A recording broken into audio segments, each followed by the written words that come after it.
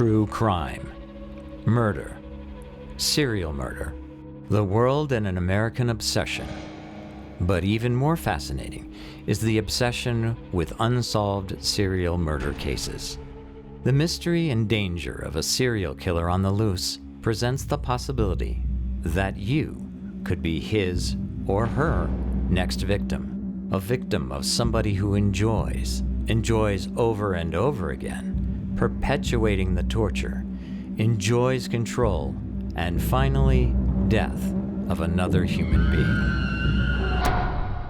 Some serial killers are what I would call sociopaths, or what in psychiatric jargon is called antisocial personality disorder. And that typically means someone who lacks insight, lacks remorse, empathy for the victim. Someone who is diagnosed as a psychopath is typically someone who is not troubled by the murder, or at least on the face of it, doesn't appear to be troubled by the murder. However, with unsolved serial killer cases, true crime sleuths, particularly women, have focused on bringing the evil perpetrators of these murders to justice. Women, I think, because we're generally smaller than men and more vulnerable, I think we're more afraid of it, more afraid of serial killers. And we think there's a tendency to think of serial killers as being sadists. And there certainly are those like Ted Bundy, but although they're not all sadists. That women feel particularly threatened by. And one way to deal with your fear is to learn about something. It's not like a death from an airplane crash or some incurable disease, but from an evil pulse that beats within each of us. When you see how evil society and mankind can truly be, you realize how unsafe we all are.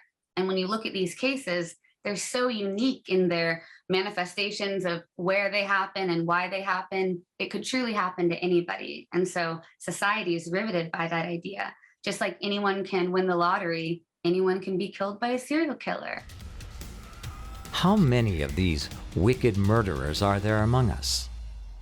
Just in the United States alone, there are over 300 active serial killers right now that are 18-wheeler drivers. That's it. Aside from the rest of the population, there are 300 to 500 active serial killers that are big rig drivers. So beyond that, you have to assume the rest of the population, there's at least twice that many, and we're talking active, not even former serial killers. So my guess would be anywhere from 600 to 1,000 active serial killers in the United States alone right now. And when it comes to unsolved serial killers around the globe, I mean, you're talking in the thousands.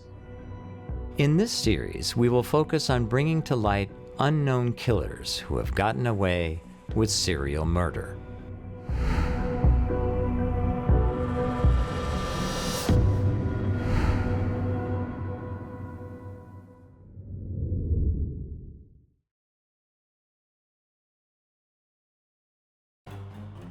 As America and the rest of the world moved into the 70s and 80s, serial killers became household names. Serial killers became almost anti-heroes. Books and television shows were written and produced about their evil deeds. Psychology took them seriously and tried to understand why they killed with no remorse over and over. It was soon discovered that a serial killer can emerge from all walks of life: rich, poor, gay, black, straight, white, Hispanic, smart, stupid, young, old, and of course, male and female. A few of the best-known serial killers of this time period were Jeffrey Dahmer, who started killing young boys in 1978 when just 18 years old. John Wayne Gacy, the clown killer, responsible for 33 counts of murder of young men and boys. Ted Bundy, whose hunting ground of mostly college-age women stretched from Washington and Oregon all the way to Utah and Colorado. Eileen Wuornos, proved serial murder is not just a man's game. Dennis Rader, the BTK killer, murdered entire families and taunted police with mutilated Barbie dolls. And Gary Ridgway, most famously known as the Green River Killer, amassed one of the highest serial killer body counts in U.S. history, having murdered at least 49 women over the span of almost 20 years. At the same time, American and other Western nations built thousands and thousands of miles of paved roads. However, before the concrete was dry on the new roads, a deadly phenomena began haunting them: the highway serial killer. Many of these serial killers will plot their crimes so they can make an immediate exit from the area at high speed. And sometimes they will just dump the body of their victim out of the car and not even stop the car to roll them down the embankment or something. But there is a definite tendency for serial murderers to take advantage of whatever they can. And the interstate highways as a means of getting away are certainly one of those factors. Serial killers who took advantage of this factor went by the names Hitcher, the Freeway Killer, the Killer on the Road, the I-5 Strangler, and the Beltway Sniper. Some were caught, but most were not. Serial killers not caught, as the land next to the highways became littered with bodies.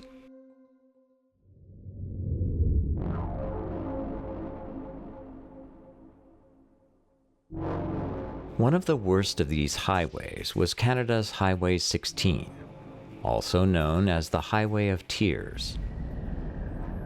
This stretch of asphalt between Prince George and Prince Rupert, British Columbia, winds past snow-capped mountains, rich with evergreens, through busy mill towns, and into a remote wilderness that's so beautiful it's hard to imagine the horrors that have occurred there. It has 23 different First Nations communities in it, and just the First Nations land alone spans in the same square footage that Ireland is, its own country. So you're thinking about all of this open space as maybe being different communities that are next to each other, but actually it's a community and then a large stretch of nothingness, and then a community and then a large stretch of nothingness. And within that nothingness, not only are there no, stop signs or street lights, but there's not even signals for cell phones, and there's definitely not any Wi-Fi. And so the women, as of course all these victims were women, often find themselves in isolated areas with little to no cell phone coverage, no Wi-Fi, and an inability to drive or to have the financial ability to drive, and therefore they end up hitchhiking. And one of the things that's really a sad factor into this is that the poverty that surrounds the communities, mainly the First Nations communities, really puts them in prime position to be victimized. The Reign of Terror began in 1969 when relatives found the battered body of 26-year-old Gloria Moody. She had gone to a bar and never came home. Years later, Cynthia Martin, who was 50 years old and a member of the Gitxsan Nation, was also a victim. Cindy moved to New Hazelton, a village located along Highway 16, to be closer to her mother and her mother's family. Cynthia was last seen December 23, 2018 at about 9 p.m. Sadly, Cynthia's remains were found May 1, 2022, near Highway 16.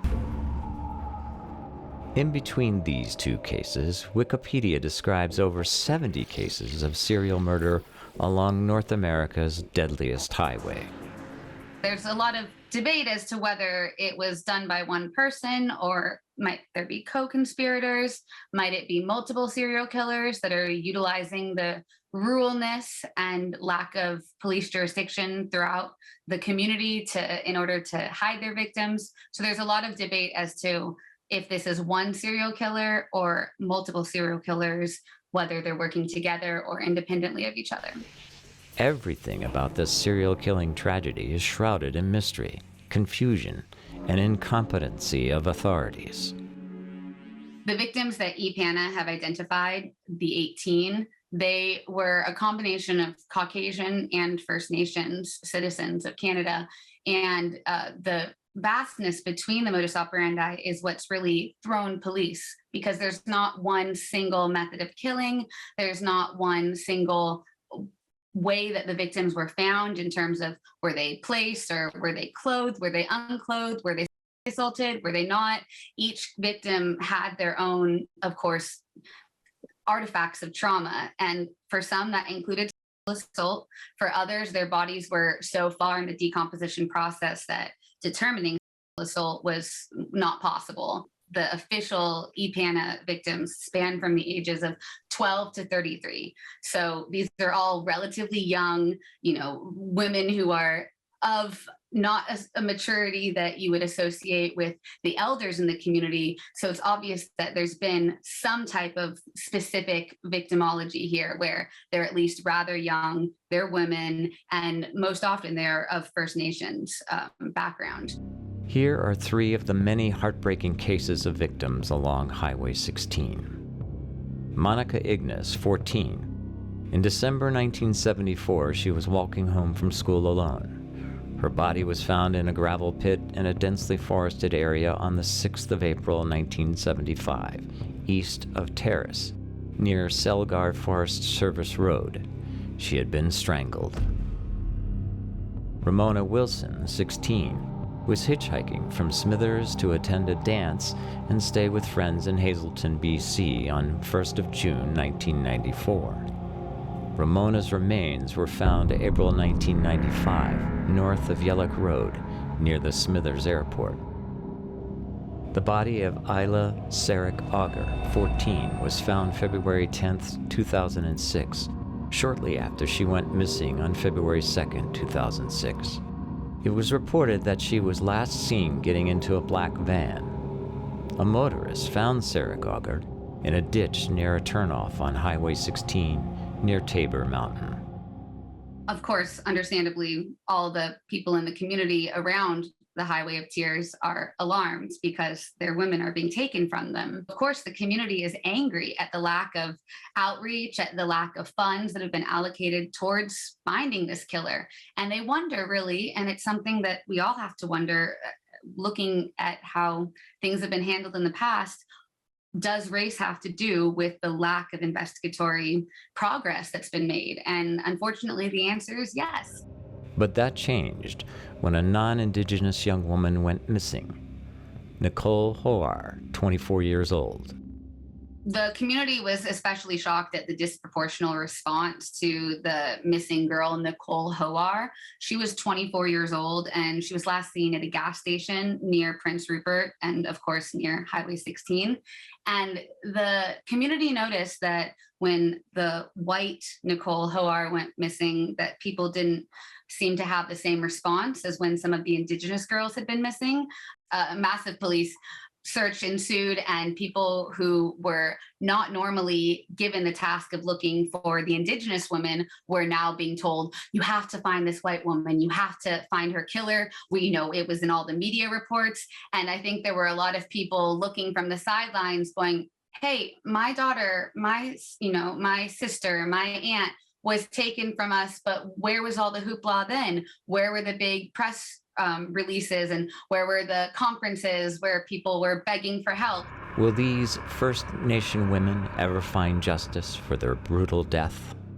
It's really hard to say whether or not you'll ever find a killer or killers from the Highway of Tears, because it's such a long-standing case that doesn't have any hard DNA evidence. It doesn't have one specific link that brings all the victims together. And unfortunately, we don't even have a direct count on the number of victims. And so we're not able to make those clear connections as in some other serial killer cases.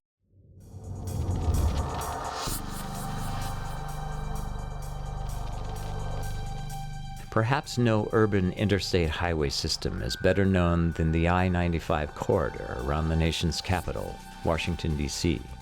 Known for its traffic congestion, but in the early 70s, also known as the killing field for an elusive and cruel serial killer who snuffed out the life of young girls. A serial killer known by the name the Freeway Phantom. Well, the Freeway Phantom got its name from a local reporter who dubbed it that because the way this killer operated was to deposit his victims primarily at the start along I-295, and then he kind of branched off and off roads off of 295, which is a major highway running north and south through Washington, D.C. From April 1971 through December 1972, a serial killer took the lives of 6 African-American girls. Girls growing up in good working-class families. Girls that ranged from 10 years old to 18 years old. The Phantom Freeway's victimology, modus operandi, and signature were very consistent across all the kidnappings and the eventual killing of his captives. Almost all of them, until the later ones, were abducted during daylight hours. So however his method of getting them into the vehicle, it's in some way doing it without raising attention from people on the streets or sidewalks or in nearby buildings. He takes all of the victims from their neighborhood to an undisclosed location, which we assume is his house, because he does place phone calls from there. So it's not an abandoned building or something where he's taking them. It's got to be someplace where there's a phone, because we know he allowed one of the victims to call. He assaults them in that location. They pick up these green nylon fibers, their clothing does. He has killed them, and then he redresses them. He deposits all of his victims on major roadways. Now, there's a lot of abandoned buildings, empty lots, et cetera, in DC where you could do this very discreetly. This is a killer that takes his victims and deposits them on major highways in early evening hours or even late evening hours without a lot of risk of being seen or fear of being seen. So he's very brazen in what he does. All the victims were strangled. A pattern that began with his very first victim. The first victim was 13-year-old Carol Denise Spinks. She disappeared on April 25th, 1971. She was found several days later. She was found on I-295, about 200 yards from the Suitland Parkway. She had been strangled and assaulted. She may have been dragged or thrown in that position. The police were unsure. She literally went to a 7-Eleven with $5 to purchase 5 TV dinners. She did go to the store. She was seen afterwards with a bag, but never made it home. And this was done in daylight hours. She was a shy girl. Her family says she never would have gotten into a car with a stranger. So how did this happen? What's really interesting and fascinating about this is of all the victims, she was kept alive for 3 days by her killer. She was kidnapped, and they found contents in her stomach that hadn't been fully digested. And she had been found on April 30th. She had been kept alive for at least 3 days by her killer before he killed her. The second victim was 16-year-old Denise Johnson. She was found, and it's a disturbing situation because she was disappeared on July 8th, 1971, but she wasn't found until July 19th. Now, I'm going to clarify that a little bit. She was found. People driving on I-295 actually called in on multiple occasions and said there's a dead girl laying alongside the highway. Police would go out. They didn't get out of their cars. They just drove along the road looking and didn't see her. Finally, it was a neighbor of one of the officers who worked in the department said, for days I've been driving by this dead girl on the highway. Are you going to go pick her up? And he was like, show me where it is. She had been out there decomposing for days, but they couldn't actually tell anything about how she died. But what's really interesting is she was found 15 feet from where the first victim was found. Then a body was discovered on Route 50 in Prince George's County, Maryland. Next victim was on July 27th, 1971, Brenda Faye Crockett, the youngest of the victims. She's 10 years old.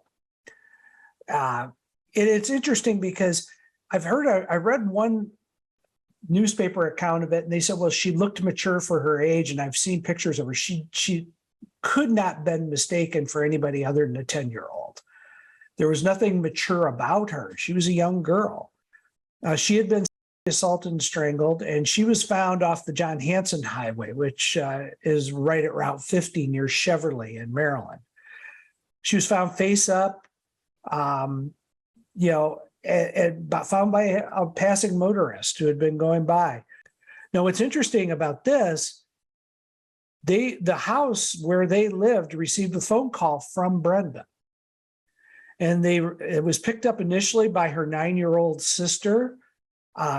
She said that there was a man outside. They could hear movement of someone walking on a wooden floor. She phoned the house 2 more times that night and audibly crying. And she said that a white man had picked her up and taken her to Virginia, and that he would be sending her home. And she asked one of the people she spoke to, the boyfriend of her mother, did Mama see me? In other words, did Mama see me? Which indicates that she must have seen her mother out looking for her at the time she was apprehended by the killer. And the killer deliberately left clues by telling her it's a white man, tell her we've taking you to Virginia. He had literally had her seed clues that might throw the police off if they were looking for him. She was found. She had been strangled, they believe, with a scarf that was around her neck, and had been assaulted. The Freeway Phantom struck again, this time grabbing Nina Mashia Yates. She was a 7th grader in junior high, quiet. She was on the safety patrol. She went to Safeway to buy a bag of sugar. She was seen near the store at 8:45, and it was a busy stretch of road. I've driven it even today. It's a busy stretch of road with apartments right there, et cetera. Nobody heard her scream. Nobody heard a struggle or anything else. Her body was found by a hitchhiker on Pennsylvania Avenue, just beyond the district line. So the killer has started now with the last 2 victims, moving some of the bodies into other jurisdictions, primarily Prince George's County. Her body was still warm when it was found. It was only 3 hours from when she disappeared and only 5 miles away. The grass around her body was wet, and there had been a recent rain, so they were really able to narrow down how she had, when she had perished. Cause of death was strangulation again. She had fingernail marks on her neck. The case of the Phantom's next victim is particularly disturbing because the perpetrator left a note. You end up moving into November 15th of 1971. And it's Brenda Denise Woodard. She's 18 years old. So you've got a 10-year-old at one end of the spectrum, and this is the oldest of the victims, who's 18. She was last seen at 8th and H Streets, which is some distance away from where all the other victims seem to be centered at this point. She never made it home. The bus driver saw her get off the bus. She got off alone. She got off at a stop that really didn't make sense. It was like a block off from where she should have gotten off to go to her apartment. So we don't know if she had a intervening stop that she had planned along the way. What's interesting is she was found right on the Baltimore-Washington Parkway by a Cheverly police officer. What's interesting with her, there's 2 aspects of this that are fascinating. One, she's the only victim that wasn't strangled to death. Now, she had marks that indicated she had been strangled, but what killed her was the stab wounds. She had been stabbed. And the belief of most of the police officers that I've interviewed is that she put up a fight. Unlike the other victims, she fought and the killer had to respond. And it also tells us one thing about the killer. We know for sure he used a knife. Now, whether he used that to get the victims into their cars or not, we don't know. But we do know he used a knife, which is an important clue for us. The bone was broken in her neck from that usually indicates she'd been strangled. What's fascinating about her is her school books were missing. So the killer must have kept those. And also what was found in her pocket was a note. The killer had actually had her write a note and had placed that note in her pocket. Now the handwriting's in her handwriting. And, the note was a big reveal, I think, for a lot of people, because it was the first time that the killer actually spoke to law enforcement. And the note read, "This is tantamount to my insensitivity to people, especially women. I will admit the others when you catch me if you can." And it was signed the Freeway Phantom. And it's signed Free-Way Phantom. So it's a real unique split on the name.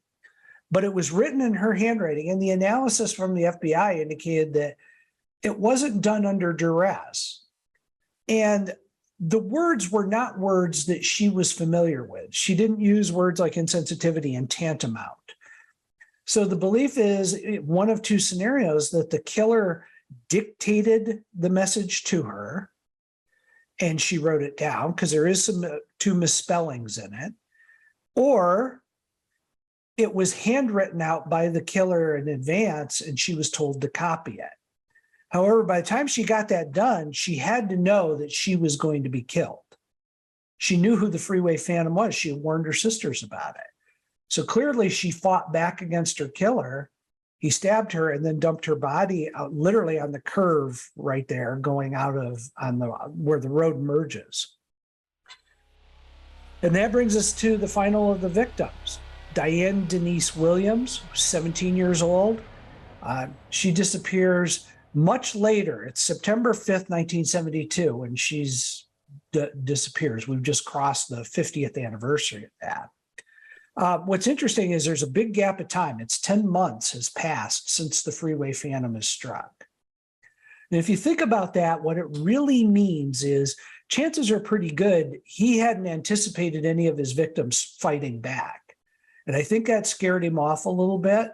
And I think he got more selective in terms of who he picked. She's found as well, assaulted and with manual strangulation. She had a minor bruise to her rib cage and abrasions on her elbows. So there is some sign of struggle. And she had fingernail marks on her neck. It is estimated by the time they had found her, she had been dead for anywhere between 9 and 20 hours by the time they found her. Suddenly, the terror ended. Although a few candidates for the identity of the Freeway Phantom were put forward, including Robert Askins and members of the roving group of African American, the Green Vega Gang, led by Morris Fatsy Warren, there were no arrests. People who have studied this case point to jurisdictional confusion, law enforcement incompetency, and, like the Trail of Tears, lack of concern because the victims were not white. Interestingly, the case was one of the first to use geographical profiling.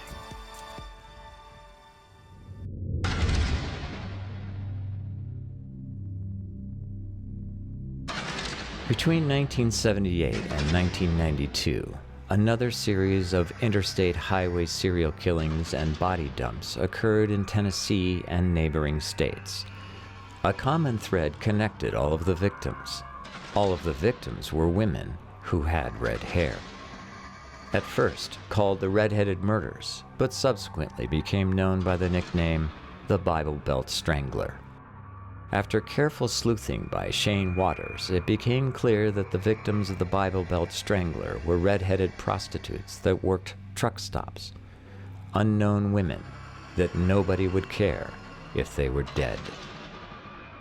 When I started looking into them, I was able to decide that there was likely 6 victims who was more likely than not related. And those dates were between February 13th, 1983 with the Oakland County, which is West Virginia. I think that she was his very first victim, and it would have ended in 1985 with Barberville, Kentucky. She was a Jane Doe, Knoxville County Jane Doe. And I think that was his last victim. Immediately when you look at these women, they all have a similar look to them. They're all pretty young, redhead looking women.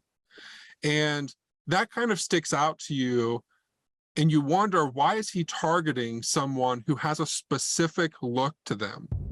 When the dumped bodies were found, the monster had strangled them and left them virtually naked, probably having paid the price for being a red-headed sex worker at truck stops. This was a profound clue to the motivation behind the murders, a motivation Mr. Waters linked to Jerry Johns, an independent red-headed trucker who was convicted of strangling and leaving for dead a red-headed worker along a highway, but who survived and pointed a finger at Jerry Johns. Jerry Johns hated his mom. And I was like, that's interesting. Why did he hate his mom? Well, his mom was a redheaded woman named Reba. And Reba often frequented, she was a prostitute at truck stops and at bars. But Jerry Johns absolutely hated his mom because of her prostitution. And these women look a lot like Reba did. So I think that that's why Jerry Johns could have been targeting these women. Jerry Johns died in prison in 2015 at the age of 67, never admitting to any of the red-headed murders. Had Shane Waters, a true crime sleuth, found justice for these women? Maybe. Maybe not.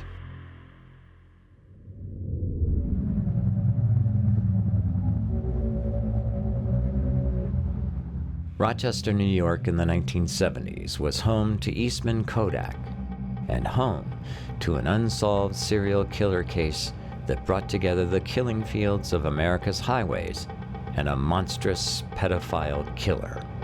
The case is known as the Alphabet Murders, or Double Initial Murders, and it plays out like something ripped from the pages of a best-selling whodunit crime novel. This is one of the cases where there's a higher intellect involved. Serial murderers come in all shapes and sizes, mild manners and forms. Some are very intelligent, some are not. This killer may have been a pretty intelligent serial killer. Let me tell you the strange part about this case. The reason that this case was known as the Alphabet case is because there were 3 victims, and each of the victims, their first and last names began with the same letter. Now, that would be a coincidence in and of itself, even though there were just 3 crimes. But in addition, the victims were found, the dump sites were located in towns that began with the same letter as the first and last letter of their names. And many authorities, many serial murder experts, and almost all law enforcement people discard this as meaningless. I don't think it is. I'm not a mathematician or statistician, but I imagine that the odds of 3 people having the same initials begin and end their names and then begin the town where their body was located, I think those odds have to be pretty slim. I think it's very unlikely. The serial killer struck between November 1971 and November 1973. In this case, the modus operandi was kidnapping of victims, after which 2 of them were kept for a couple days, repeatedly, strangled, and this all took place on rainy afternoons. There were no sunshine crimes for the Alphabet killer. The victimology was very limited. 10 to 11-year-old girls who were and strangled. They were short girls. They were relative loners, came from poor Catholic homes. They had problems at school. So most likely the killer was able to apprehend them because they were by themselves a lot. The first victim was a lovely 10-year-old Puerto Rican child whose first and last names started with the letter C, Carmen Calon. The kidnapping occurred along Interstate Highway 490. The first victim was seen running along a highway in Rochester, naked from the waist down. And as she ran away from the car in which her captor was located, she was waving, trying to wave down other motorists, waving her arms and shouting and asking for help while the killer was backing up on the shoulder of the road. Not a single person stopped to help. And when this was publicized in the initial news accounts of this case, great public anger was aroused. And of course, it should be. It's unfortunate that all those people going by on the interstate or the highway saw what was obviously a crime in progress and did nothing about it.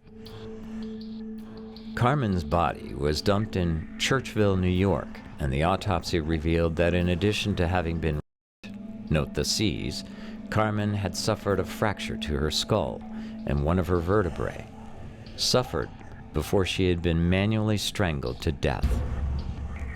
In addition, her body had been extensively scratched by fingernails. One public response to this tragedy was the erection of billboards along Rochester's freeways offering a reward for capture of Carmen's killer.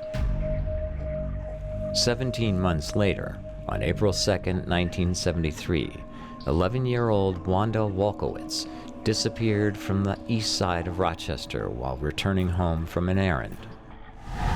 Wanda's fully clothed body was found by police the following day, a body discarded alongside a road in Webster, New York. Note the W's. An autopsy revealed that she had been assaulted, then strangled from behind with a ligature, most likely a belt. 7 months later, on the evening of November 26, 1973, 11-year-old Michelle Maenza was reported missing by her mother. 2 days later, fully clothed, Michelle's body was discovered, lying face down in a ditch alongside a rural road in Macedon, New York. Again, all involving the letter M. Michelle's autopsy revealed that in addition to receiving extensive blunt force trauma to her body, Maenza had been raped, then strangled to death from behind with a ligature, possibly a thin rope. And then the nightmare was over. Although there were many potential suspects questioned, and a police sketch of the possible perpetrator was widely circulated, this case is still unsolved.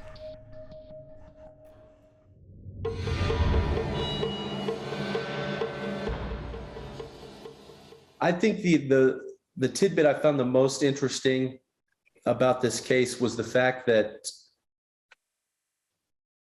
there was blatant evidence of assault against the males, and yet the female victims, there were conflicting reports. I read places where Christine was assaulted, but Jill wasn't. But regardless, it seems as if this killer, this pedophile, took more of an interest in the male victims and took the female victims out of convenience, you could say, just because he happened upon them as they were alone. I think he would have preferred to have taken more male victims, but wound up taking the females just because he could. And that is, it's sickening.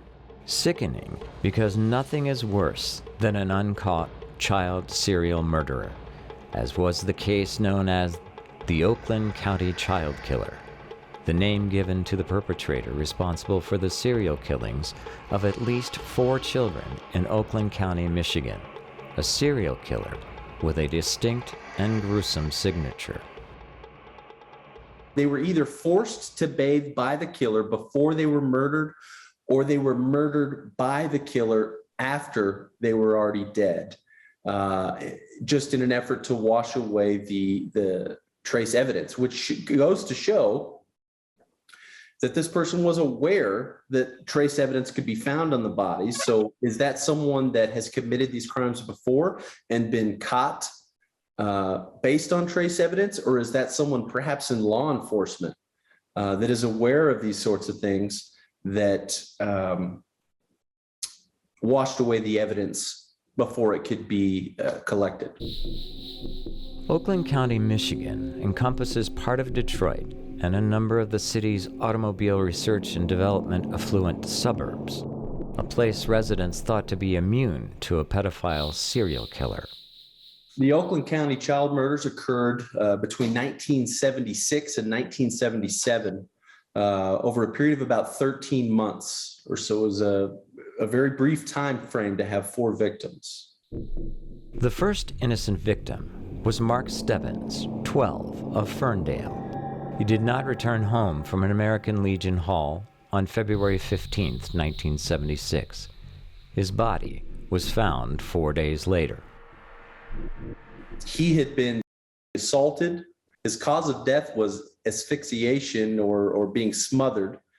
And he had been either bathed before he was murdered or the killer bathed him after he was murdered in order to wash away any sort of trace evidence. So the second victim was Jill Robinson. Jill was a 12-year-old female. 12-year-old Jill Robinson left her home on December 22, 1976, following an argument with her mother over dinner preparations.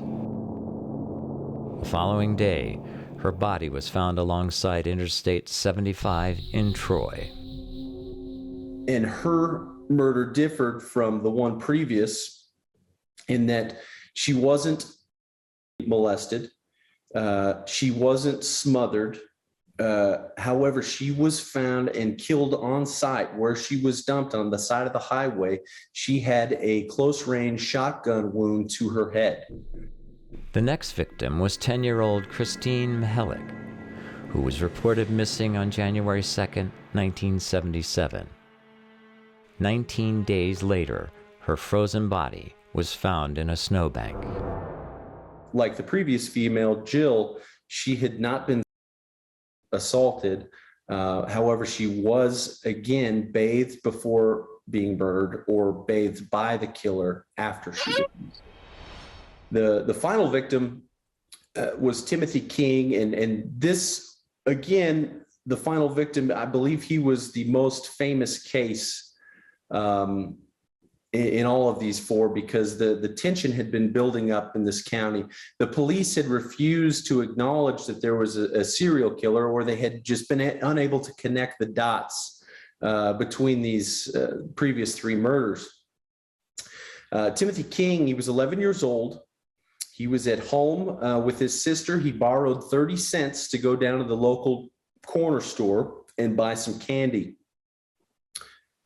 He was last seen exiting the back door of the building where, according to witness testimony, he was seen speaking to a man between 25 and 35 years old, had a husky build, shaggy hair, and some mutton chop sideburns.